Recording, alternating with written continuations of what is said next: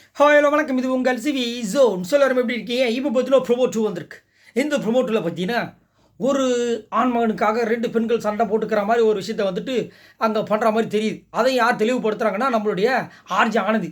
RJ Anandhi என்ன சொல்கிறேன், எல்லா சீசன்லையும் உனக்கு ஒரு தெரியுமா, ஒரு பையனுக்காக 2 பொண்ணுக்கு சண்டை போட்டுப்பாங்க, அதுதான் இங்கேயும் நடக்குதுன்றாங்க.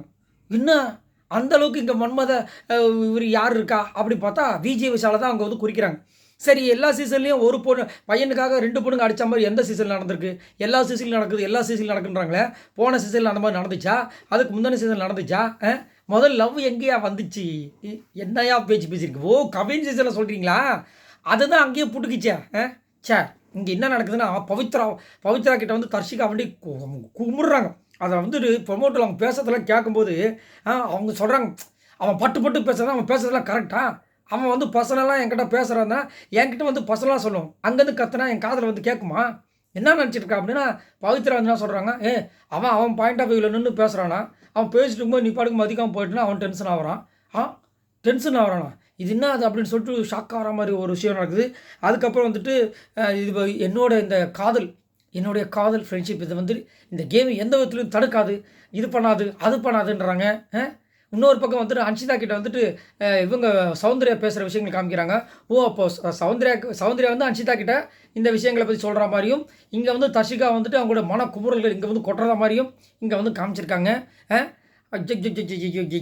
இந்த லவ் வந்தாவே இப்படித்தான். அதுக்கப்புறம் வந்துட்டு எல்லாமே நான் காட்டுற அன்பு வேஸ்ட்டு, பண்பு வேஸ்ட்டு, பாசம் வேஸ்ட்டு, நேசம் வேஸ்ட்டு அப்படின்னு சொல்லிட்டு அவங்க போயிடுறாங்க. இவங்க அப்படியே பார்க்குறாங்க. இதுக்குத்தானே சொன்னேன், இந்த லெவல்லாம் இந்த பிக் பாஸ் செட் ஆகுதுன்னா கேட்குறியா நீ அப்படின்ற மாதிரி பவித்ரா பார்க்குற மாதிரி இருக்குது. ஆல்ரெடி பார்த்தீங்கன்னா தர்ஷிகா வந்துட்டு கரெக்டாக தான் போயிட்டுது. எப்போ ஒரு வாட்டி ஒரு சில விஷயங்கள் பண்ணாங்களோ அதுலேருந்து அவங்க எது பண்ணாலும் நம்மளுக்கு வந்துட்டு நடிக்கிறாங்களோ, இது ஒரு வேளை கண்டென்ட்டுக்காக பண்ணுறாங்களோ அப்படின்னு தோணுது. எப்படி சாச்சனா வந்து அழுதாலும் சரி, அது இது பண்ணாலும் அது பண்ணாலும் எது பண்ணாலும் வந்துட்டு நம்மளுக்கு கொஞ்சம் கூட துளியாக கண்ணீர் வந்து துளி கூட வரமாட்டுது. சும்மா நடிக்குதுங்க அந்த பொண்ணு. இப்போ மேடையில் கூட சண்டே நடந்துச்சு. அப்போ ஒரு நிமிஷப்பா அப்படின்போது இந்த பக்கம் தீபக் ஒரு ரியாக்ஷன் கொடுத்துப்ப ஆரம்பிச்சிட்டாடா அப்படின்ட்டு. நம்ம யாருமே தண்ணியாக வரல, என்ன பண்ணுற பொண்ணு அப்படின்னு. ஆனால் அவர் மட்டும் டென்ஷன் ஆகிட்டார். யார்? நம்ம விஜய் சேதுபதி அவர்கள். சரி நீ உட்காரு அப்படின்ட்டார்.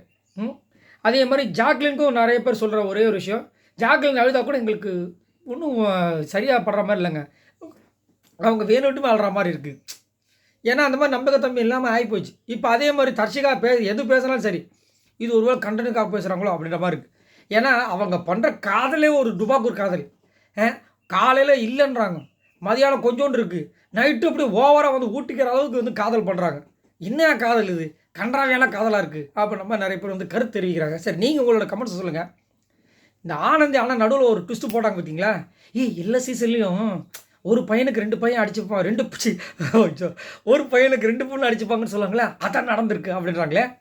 சரி, நீங்கள் உங்களோட கமெண்ட்ஸை சொல்லுங்கள். மறக்காமல் இந்த வீடியோக்கு லைக் தட்டி விடுங்க. மறக்காமல் சப்ஸ்கிரைப் பண்ணிட்டு பாருங்கள் மக்களே. பாய் நண்பர்களே.